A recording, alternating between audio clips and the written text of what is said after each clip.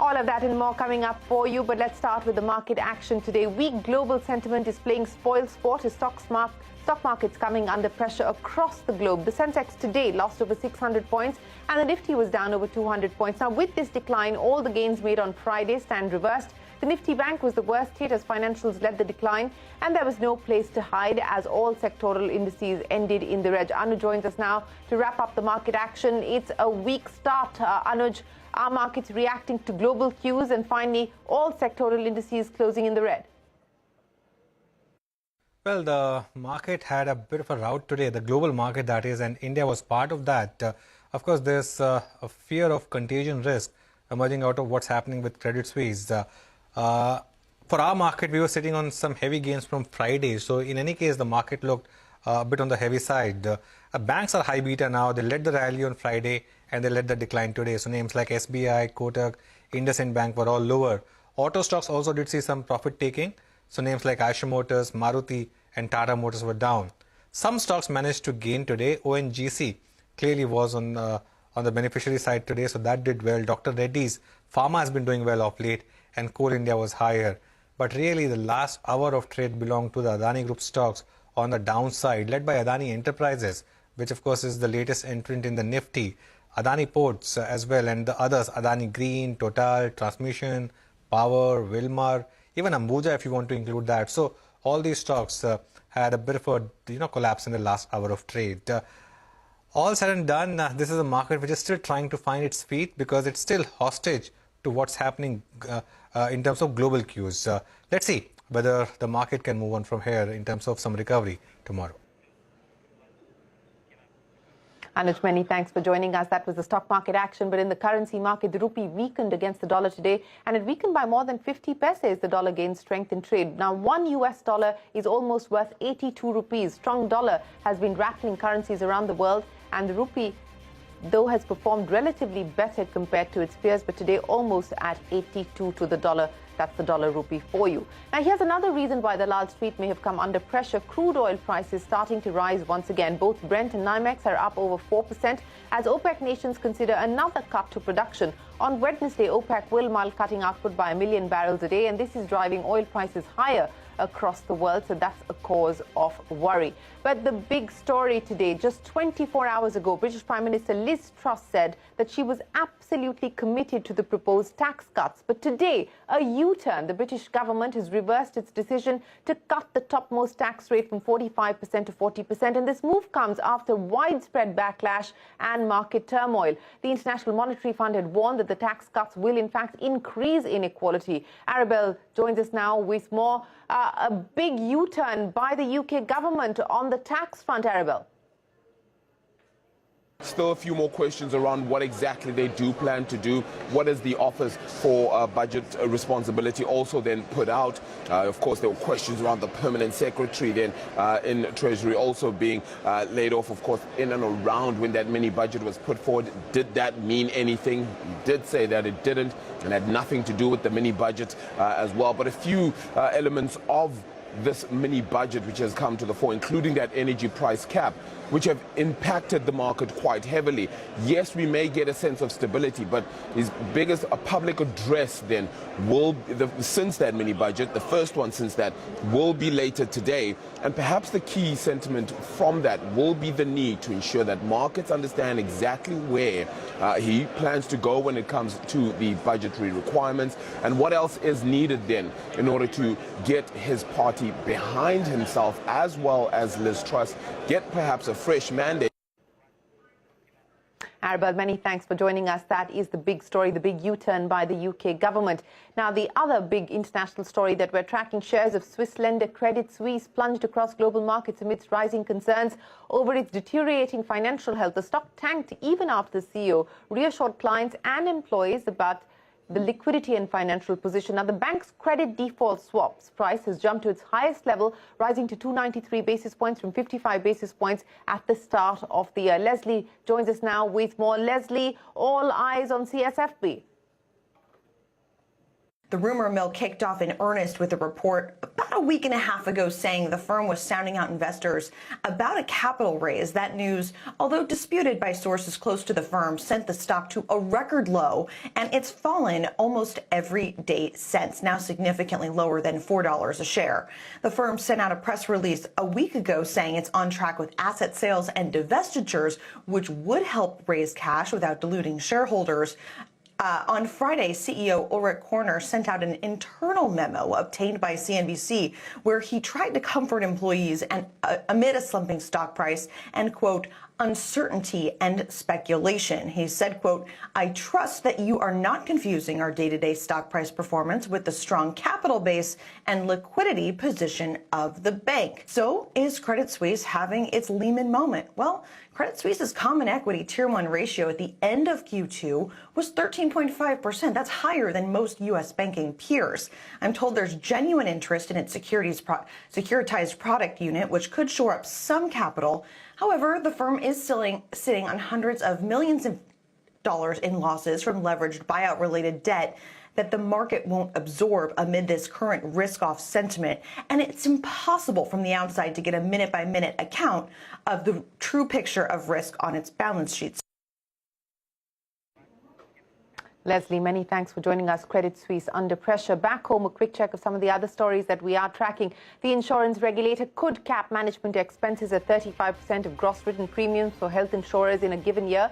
Sources say that no cap would be imposed on commission limit for health insurance policies as long as it stays below 30%.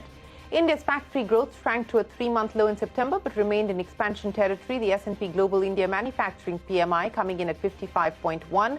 The S&P report stated that manufacturing PMI was in expansion for the 15th month. A reading above 50 indicates expansion.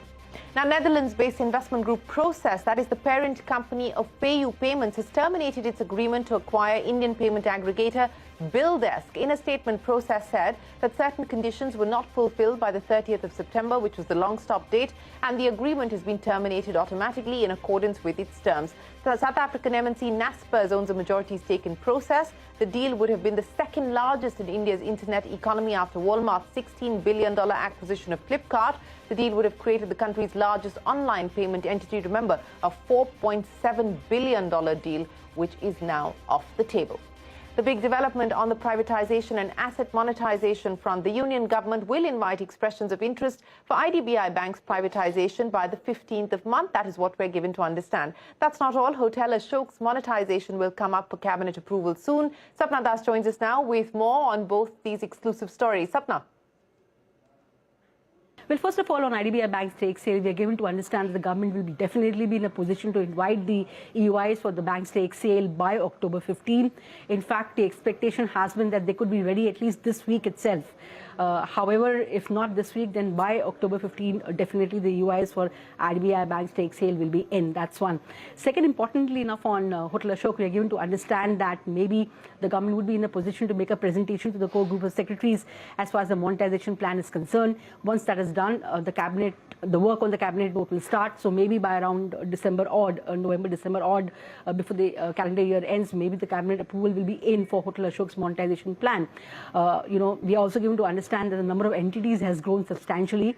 22 odd entities were there earlier who had shown interest in Hotel Ashok's roadshow. We are given to understand the number now stands at 30 odd plus, and it includes big players like ITC and HAT, apart from the names which are already doing the rounds. But significantly enough, we are also given to understand that the timelines for completion of Hotel Ashok's monetization are pretty tight, in the sense that they will not be. This monetization plan is not really going to take off in a big way till India's G20 presidency is over, because at that point in time, India is going to require all of its iconic hotels to be ready and available for foreign dignitaries. So, keeping all of this in mind, it just could be possible that the actual handover of the Hotel Ashok could start after the G20 presidency is over sometime next year. This is what we are given to understand. But in the meanwhile, the government is going to keep its entire plan ready in terms of not just the CGD presentation, but also in terms of the cabinet approval and what shape and form this is going to take place.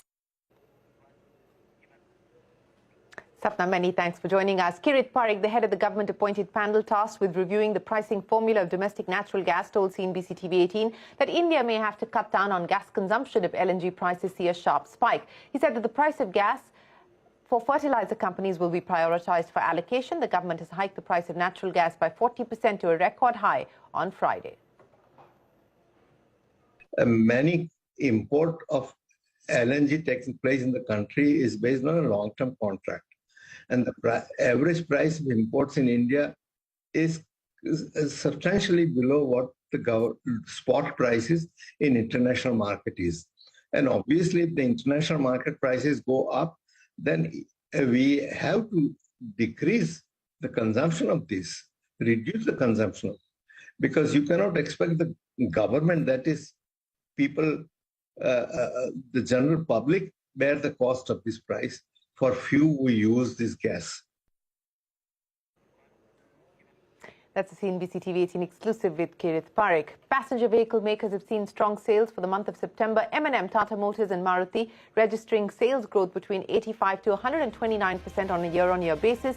Two-wheeler exports continue to remain under pressure. The farm equipment segment has witnessed a sharp improvement. So that's the auto data for you. But yet another fatal incident involving an electric vehicle fire. A 7-year-old boy died after an e-scooter allegedly exploded while charging in Vasai on the outskirts of Mumbai. Police say the battery was removed from the scooter for overnight charging, resulting in overheating and a short circuit, which led to an explosion. The e-scooter belonged to a company called Battery. That is BATTRE, Electric Mobility. It is a Rajasthan-based company, is what we're given to understand. Corporate India loses one of its pioneers of renewable energy. Tulsi Tanti, the founder, chairman and managing director and one of the promoters of Suzlon Energy, died after suffering a cardiac arrest. The company in a statement said that Tanti was on his way home in Pune after concluding a series of meetings in Ahmedabad about Suzlon's ongoing 12 billion rupee rights issue. Shares of e-commerce platform Nykaa surged in trade today after the company said that its board had approved the issuance of bonus equity shares of the company. Eligible shareholders will get 5 bonus shares for every share they hold. Eligible members to be determined on the 3rd of November. Chinese smartphone maker Xiaomi said it was disappointed with the competent authorities' order allowing the Enforcement Directorate to freeze assets worth over 5,500 crores. The company says that 84% of the amount seized was royalty payments to Qualcomm for tech without which their tech wouldn't work in India. The mobile manufacturer also maintained that oil royalty payments were made through RBI-approved channels. And here's a CNBC-TV18 exclusive. The Customs Department is looking into tax evasion by some Indian companies for allegedly importing goods from China and not paying the applicable tax by gaming the rules and misusing the FTA route. Timsy standing by with more. Timsy, what more has the Customs Department found? Well, in yet another crackdown on imports from China, Finance Ministry is keeping a close watch at importers gaming rules of origin norms, misusing FTA route where India is in concessional duty agreement with Southeast Asian countries, routing their imports from China via these FTA routes to evade duties. Keeping a close watch at such imports, Customs Department is yet again planning to resume intense physical inspection of all consignments imported from China, Vietnam, Indonesia, Taiwan, etc. amid large-scale dumping and duty evasion.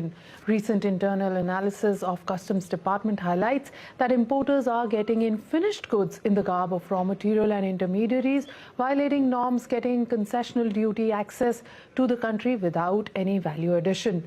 Major product categories seen violating these norms includes garments, plastic products, suitcases, handbags, furniture, household items, cosmetic items, electronic goods, mechanical and electrical products, mobile phones, laptops, etc. And important to note here is that India's imports from China alone have surged 34% to over $78.5 billion during January to April this year, and despite the fact that a lot of major imports are coming via other routes as well.